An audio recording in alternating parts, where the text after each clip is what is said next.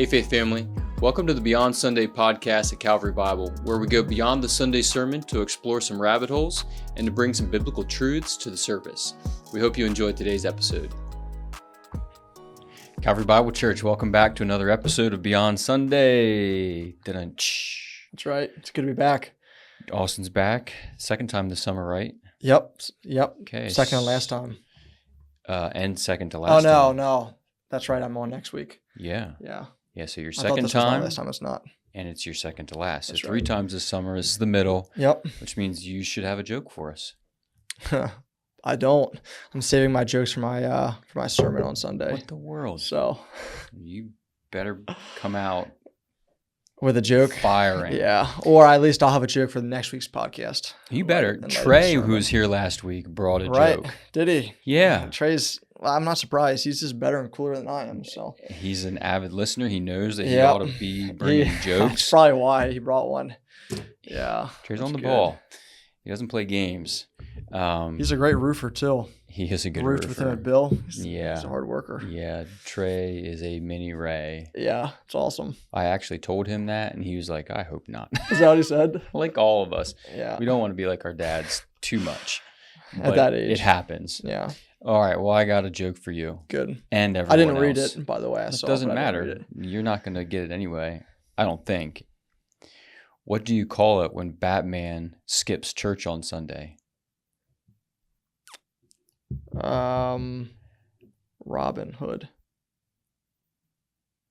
No. Not even close. I have no idea. No. I mean, Robin Hood is a totally different. I know. I was just thinking through characters. Robin is a Batman character. Superman. What do you call it when Batman skips church on Sunday? Christian Bale. Is that one of the? I don't know much about. Yeah. I don't know much about So much Batman. he doesn't know. I don't know. Have you ever rewound a VCR? Yeah. Oh yeah. Have you? Yeah. Okay. I'm not that Young. Yeah, we would go to Blockbuster when I was real young, and we would get the VCR Get tapes, the and you'd have VCR. to rewind them. If that's the right terminology. If they weren't rewound already. Right, like when you were done watching, you'd have to yeah, rewind it yeah. before you brought it back. Yes. Yeah, so yep, I And did when that. you got one and you brought it home and it wasn't rewound, Yeah. it was a super frustration. Oh yeah, it was 'Cause you're absolutely. like, I remember that. Those idiots didn't Rewind rewind the it, that's tape, and now right. I have to take That's right. 5 minutes to rewind the Yes. tape. Yep. Good times. So Christian Bale is one of the actors that plays Batman. That's right. I think Do you then know the Christian name rings Bale, a the bell. actor? Yeah. Yeah. I was kind of that would have been my guess. That would have been my guess. I was like, that's probably an actor. Yeah. That played Batman. Yeah, good. All right. So there you go. You guys Yikes. got it. Yeah, someone told me that joke a couple weeks ago. I've got sources now, multiple good. sources. That was a good one. Thought it was funny. All right. So we were in Philippians chapter 2 on Sunday, and you mentioned before we started recording one of your favorite passages. It's one of mine. Yeah. I mean, really, the whole book of Philippians is pretty neat. A lot of people like Philippians, but it's a different book. Paul's not quite as heavy-handed as he is in some of the others, and so I think Yeah. the joy that we've been talking about, just really comes out in in the letter, and Yeah. it makes it kind of a Right. Actually, Positive book. I had all the students that went on the Camp at the Old Mill trip memorize verses 3 and 4. Yeah. So that was one of the ones that a lot of the students who were on that trip should have known, Mhm. probably because, I had to memorize that one growing up. Yeah, and So that's pertinent too, because when you're on a team and you're kind of grinding out a week, ego and selfishness and all of those things can kind of start to right. come out, especially as the week grinds on. Yeah, and you're getting tired. To have that verse to remind us, do nothing from selfish ambition, Yeah. consider others more significant than yourselves. It's really good. Cool. So we had a question come in Yep. that we can digest. And I also brought the book that I referenced on Sunday, Mere Christianity by C.S. Lewis. So we'll pull a quote or two out of there because I think he's just super insightful. The whole book's great. Yeah. that chapter in particular is well worth your time. So Yeah. anyway, here's the question that came in. It's a pretty logical one. I appreciated the question because we did not cover it on Sunday. So, but just with pride being the main one of the main subjects or thoughts from the morning, the question is, I'm wondering if you can tell me if there's a difference between a feeling of accomplishment and pride, or if they are basically the same thing, such as mowing the grass and feeling good about how it looks and what you've accomplished, or if someone compliments you on something you did, how can you accept it without feeling prideful about what you've done? Well, great question, because I think it's funny, language, the longer I'm like, especially in ministry and like studying the word, I think about like language more than I ever did as like a student in high school. But think about the English language for a second, and we use that term, take pride Right. in your work, right? And like that was something that was always kind of grilled into my head growing up. Like if you're going to do something, Dad, if you're listening, do it right, and do it right the first time, which Right. just kind of instills this, take pride in what you do, like Right. stand behind your work, do it well.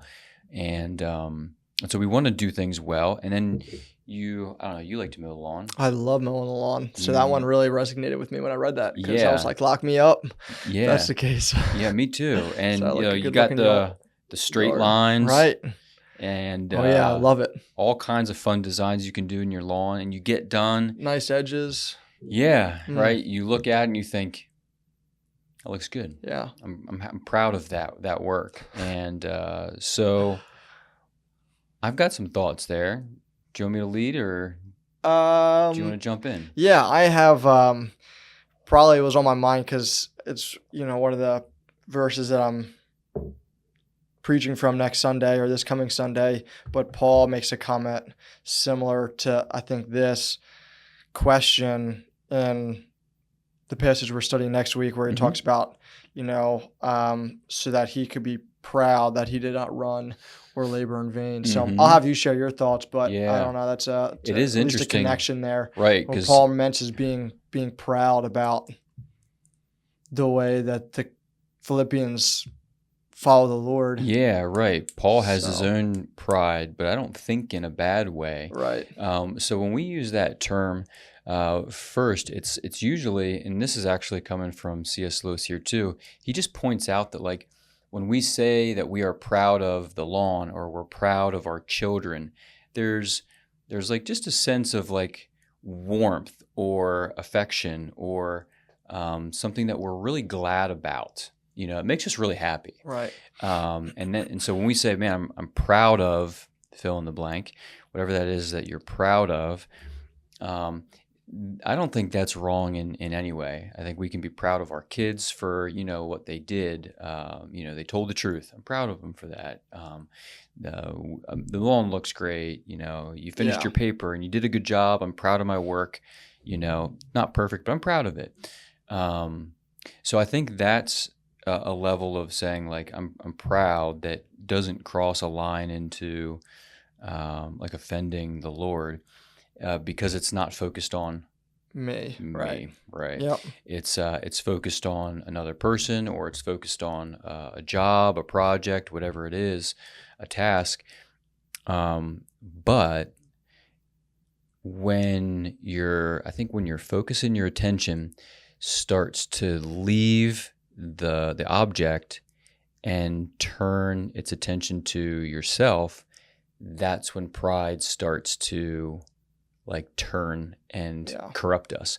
So to use the kid example again, you can be proud of your son or daughter and say, yeah, I'm really proud of them for what they did or the decision they made and how they handled that.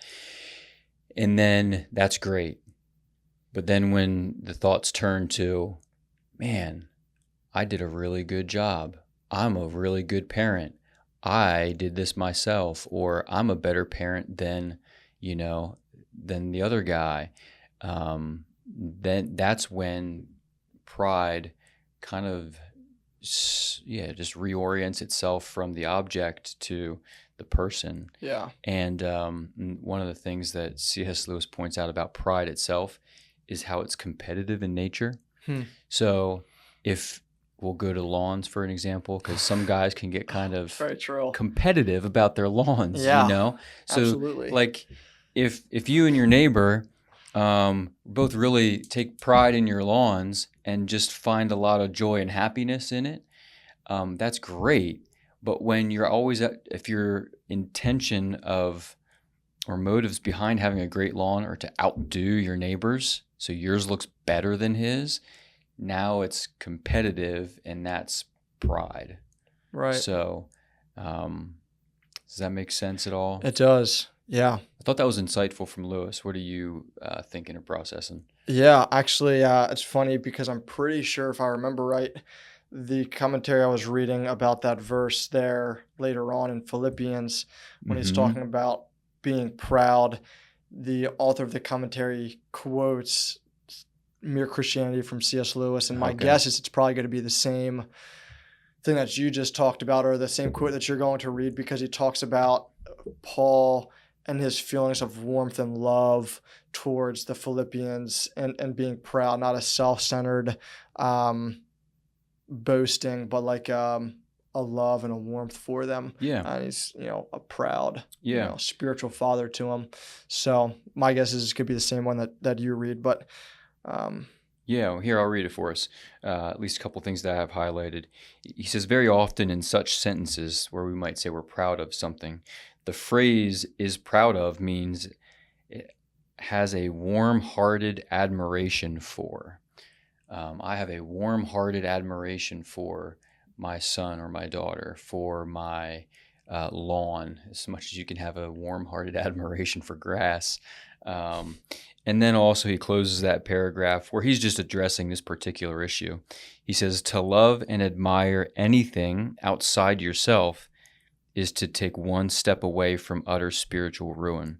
Though we shall not be well so long as we love and admire anything more than we love and admire God. So pride is when we're loving and admiring ourselves. And to what he says there is when we're loving or admiring something outside of ourselves, another person, the lawn, etc., that's taking one step away from this spiritual destruction of pride, as long as we're not admiring or loving that thing more than God himself. So that's kind of his word there, which I thought was helpful. Yeah, that's good. The question doubles down, though, here. Not doubles, but adds on, says, Right. How can you accept a compliment without feeling prideful about what you've done? No one ever compliments me on anything, so. Yeah, I've wrestled I with don't this know. question myself too, not because I get a ton of compliments, but I remember in high school, for sports, and you could probably think Yeah. about this too, like somebody comes up to you and they're like, yeah, they probably didn't say good team win, because I've heard about your soccer teams, but they come up to Very you true. and they say, great performance, or they tell you good job, and Yeah. I wrestled with is it a sin to feel bad about somebody coming up to me and telling me that I did good, or you translate that to work nowadays. Mhm. You go in for an evaluation or performance review or something, and they're like, hey, great job, and so how do you wrestle with, is it bad to feel prideful in accepting that compliment? So you wrestled with it. Did Yeah. you land on anything? One of the things that a spiritual mentor told me in high school about sports was using those opportunities to give the Lord the glory, instead of just taking it for myself. And not that I ever did necessarily a great job of that, but I've seen high school students in particular do a good job of that. I still read the newspaper, because we still get the newspaper at home. I know I'm old enough to, rewind tapes and read the newspaper. Yep. And I'll read every now and again an article about a high school student who's getting interviewed for a sporting thing. And they're, actually I shared one with the high schoolers not that long ago of a cross-country runner from LS who won some big race. Yeah. And instead of, talking about all the hard work and training he put in, talked about how, the Lord gave him the ability and he enjoys running and wants to glorify the Lord in running. And for me, I was like, oh, that's a clear example of somebody who I'm sure is proud of the fact that they put in a lot of hard work and long hours running, but Mm-hmm. they instead of just kind of like drinking the perfume, they were just kind of, I don't know, smelling it, or I don't know. There's an analogy with perfume there, and I don't know exactly what it is, but I do know. Do you know what it is? No, but I'm just thinking I wouldn't recommend drinking perfume.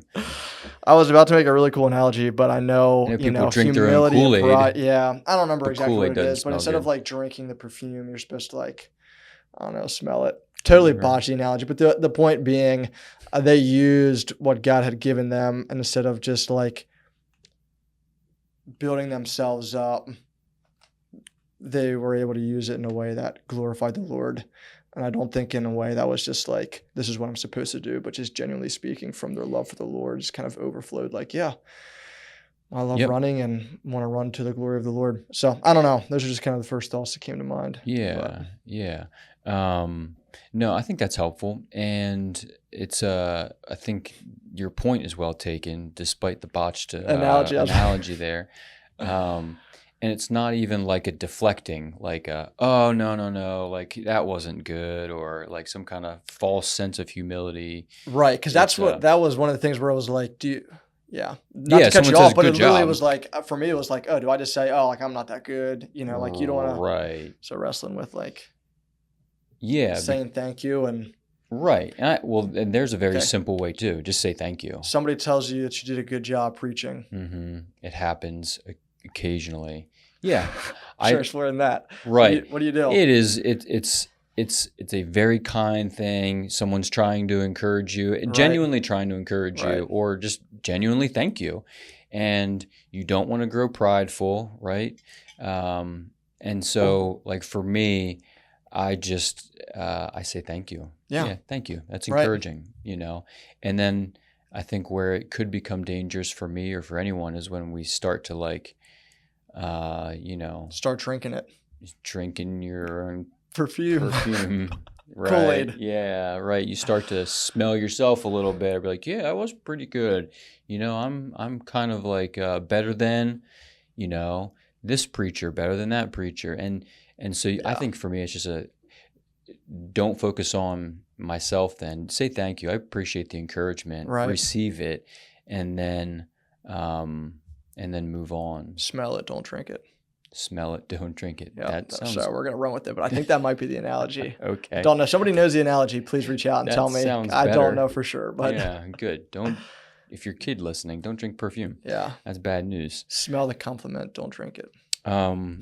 Lewis points out here religious pride, which I think is like something that like in a Christian subculture is uniquely prevalent. Yeah. In Lancaster County, it's not the same Lancaster County that it was 30, 40, 50 years ago, but there's still, it'll get called a mini Bible Belt, or there's more churches in our area than a lot of like regions in our country. Yeah. And Lewis says this, he says, it's a terrible thing that the worst of all the vices can smuggle itself into the very center of religious life. So just like this subtle religious pride that he points out, which is not having the mind of Christ, like Paul tells us to. It's not thinking of others as more significant than ourselves. Right. And the way religious pride kind of like subtly takes over in our hearts. And you see it in all kinds of atmospheres, but like other sins, like what are some he has listed here? Cowardice, lust, ill temper. Those sins seem like they are unbefitting of a Christian. And so in order to overcome those sins, rather than run to the cross, rather than look at ourselves and kind of the ugliness of our sin, we overcome those sins by our own pride. We don't want others to see that ugliness.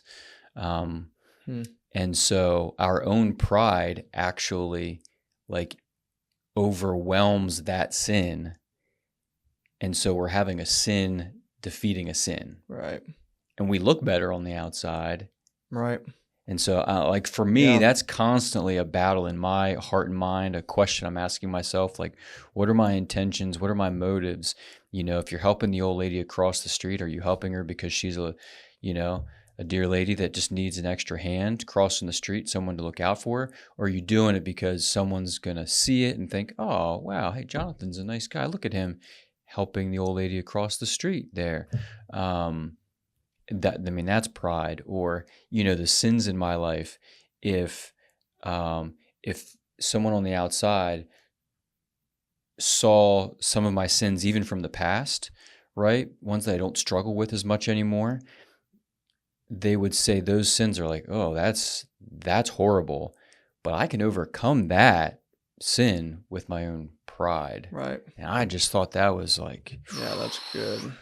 very insightful, well thought through. And I mean, yeah, you see it in Christian subcultures. You see it in like schools, where a teacher will kind of shame a student like that is not acceptable.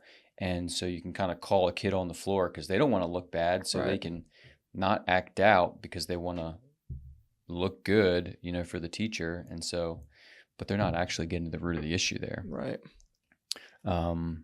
Yeah. Here's one last quote from it. He says on that same subject, here's the teacher example I was just giving. Teachers, in fact, often appeal to a boy's pride, or as they call it, his self-respect, to make him behave decently. Many a man has overcome cowardice or lust or ill temper by learning to think that they are beneath his dignity, that is, by pride. The devil laughs. He is perfectly content to see you becoming chaste and brave and self-controlled, provided all the time he is setting you up in the dictatorship of pride. Pride controls your lesser sins or your less respectable sins. Yeah. And man, the devil's quite content if that's the path we're on. And so pride's just, man, it's a big deal and something we all face. So any other thoughts? Yeah. I did have some thoughts. Those are good quotes. What was I thinking? Yeah, Lewis is just taking over. Yeah. I've heard somebody say something along the lines of, it doesn't make sense that we as believers pretend or act like we have everything together when just the very nature of saying we need Christ and the cross tells the whole world that we're sinners. And so I think, not that on a Sunday morning necessarily when somebody asks you how you're doing, you need to, pour out all your heart sins and problems. But the reality is, I think, something that I fight is trying to hold a certain image or act a certain way so that people view you a certain way. And, that's just the pride in my heart. And so it can be hard to admit or confess sins because you think you're supposed to look and act a certain way. Christians are supposed to be and act a certain way. It's not okay to struggle. And so you just believe these lies about your sin and your pride. Yeah. So, I just think that religious pride is so dangerous and something I see in my own life. Yeah, it can keep us from actually attacking and putting other sin to death in our life. It just like repels true confession and repentance. Right.